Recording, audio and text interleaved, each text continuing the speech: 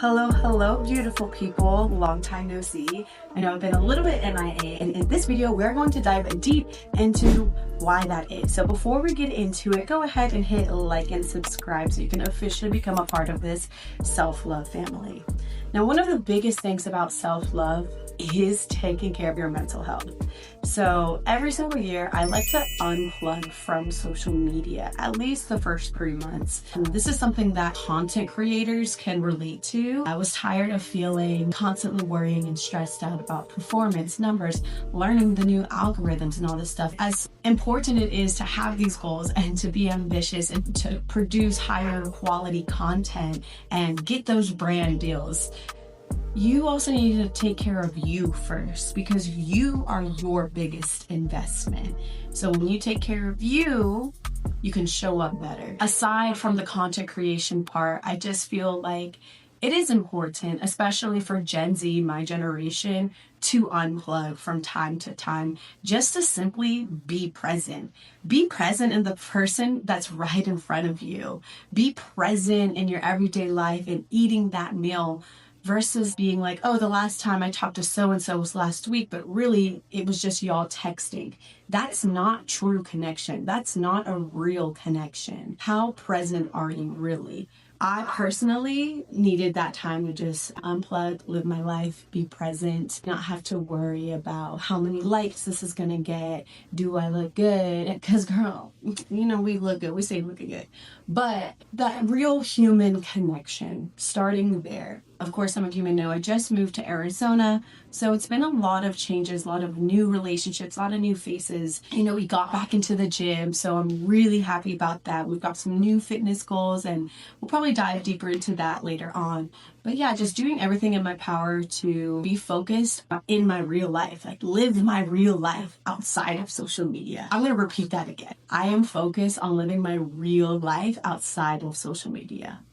I was tired of living through these likes, living through these highlights, living through these comparisons. It's like, no, I'm gonna live my life, real life, okay?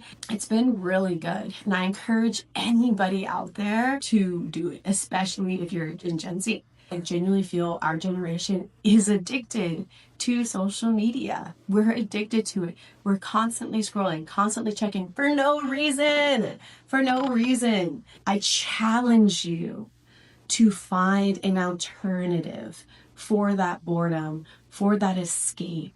Pick up a paintbrush, pick up a new hobby, go to these events, join a club, get in the real world, get involved in the real world versus just boom, boom, boom, boom, boom. You know what I realized too during this time?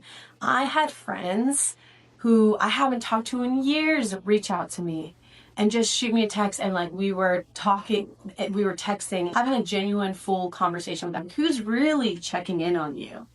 Or do you just have people watching? I would rather have a good, solid 5 people who are really about me and our relationship. Even if I move to a different city, I love you.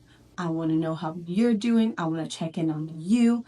When is the last time you checked in on your friend? Really? Or are you so focused on your life and your goals and your own reality that you're too busy to call up a friend and be like, hey girl, how are you? How are things? You know what I mean? Like, don't forget that. Do not forget how important and how valuable that relationship is. I think sometimes social media can get us distracted from this. We start to take these relationships for granted. So make sure that you're pouring into your friends. Call up a friend, like take a moment to pause right now, shoot a text to somebody, say, hey girl, how are you? I'm thinking of you, hoping you're doing well. It can be as simple as that. Say, hey, I miss you. Hey, I love you. What's going on? Like, take a moment right now and pause. Text that person right now. And if you did, I'm proud of you. I'm so proud of you. Going back to content creators, I take this time to be more intentional with what I'm creating. Because the minute I start to just blindly create, I feel like I start to get wrapped up in that whole world of, oh, who looks prettier, who has the hottest photo, and just like that's shallow and that doesn't actually matter to me and my creation. That doesn't matter. Is it nice? Every once in a while? Absolutely. But at the end of the day, I'm focused on how I'm leaving you feeling. If I can pour into you and pour into your cup and make you feel seen and held and heard, then I have done my job. But if I'm doing and pouring all the time and I'm feeling drained and I'm not feeling full with myself, then what's the point? So I'm like, okay, Aksa, we need to take a step back. Let's learn about ourselves. Let's check in on how we're doing. How are we this time? This is a period to be intentional with myself. And what does that look like? It means prayer time. It means connecting with God and Jesus. I've always believed in God, but Jesus is new to me. And I'm genuinely so happy to say that out loud because I have had such a special experience specifically with this move here. I'm focused on getting established into a community, a fellowship with that, and surrounding myself with other like-minded individuals who share the same faith as me, that just honestly will make my life richer spiritually with that love, with that joy, with that faith. And I'm really, really, really excited to just be on that journey and to stay close in a world full of distractions. Oh, I am so grateful to be in relationship with God, with Jesus. Sometimes things get scary. Sometimes things get uncertain. Sometimes things get challenging. And I've learned spiritually that I'm okay, that I can lean onto God's understanding, read the word, practice prayer, keep on learning, and keep my eyes and my focus on Jesus at all times. Because when I do that, it's harder for me to be swayed or discouraged with the world around me. And I noticed for the longest time I had been creating from this place of my own will and my own wanting and my own desires. I'm at a point where I'm just like, forget all of that. Forget all of that. If your hand is not in it, I don't want it. I do not want it. So that's really where I am spiritually. And I'm so excited to create from this place of authenticity, this place of love, this place of realness, because I know it's going to help somebody move, and it's moving me just talking about it because it is so special. It's such a special relationship to have. And I understand some people are still wondering what theirs is and still exploring. And I'm still exploring mine as well as we speak. I'm not saying, hey, this is the way that you need to go, blah, blah, blah. Like, no, but it has done wonders for me and my walk in life and being able to navigate this new world. I'm just excited to create again, but from a vision that's from God and God's will versus my own. Because if it was my own, it was for the longest time this like fitness influencer, this, like do this. And I genuinely feel like wellness is a part of my path, and maybe coaching will be there as well. But I want to do things differently where I'm not doing it all by myself, where I feel like it's all on me and it all depends on me. Like, I'm going to make sure I do it differently this time and just keep asking and praying for guidance. Because at the end of the day, that does matter. Your career does matter. What you do in your life matters, okay? So don't think that you're invisible or you've been forgotten about or you're just lost and woe was me. Like, no, okay?